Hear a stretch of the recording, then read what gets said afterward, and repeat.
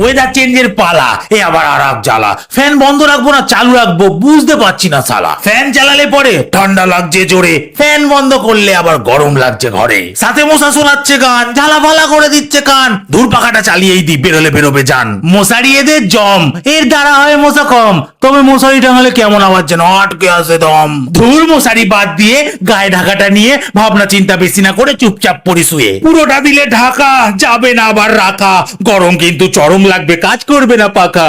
এক পাখা তার বাইরে রাখতেই হবে ভাইরে, এরাম করে অ্যাডজাস্ট করা ছাড়া আর কোনো উপায় নাই রে। দিনের বেলায় গরম, রাত্রে ঠান্ডা চরম। আচ্ছা গা ধোয়া কি শুরু করবো? অ্যাডভাইস চাইতে নেই কো চরম, কি আর করা যাবে বল। ঘাম হচ্ছে অনর্গল, এদিকে আবার শীতকালের মতো ঠান্ডা ঠান্ডা লাগছে জল। প্রকৃতির কি লীলা, এবার বড় হচ্ছে বেলা, এবার মনে হয় শীত থেকে গ্রীষ্মের ঝাঁপ মারার পালা। ঠান্ডার কথা ভুলে যাও, আলমারিটা খুলে শীতের পোশাকগুলো গুছিয়ে রাখো পরের বছরের জন্য তুলে। কম্বলের সাথে ব্রেকআপ করো, পাখার হাতটা এবার ধরো, কারণ এবার শুনছি গেলবারের চেয়েও গরম পড়বে আরো।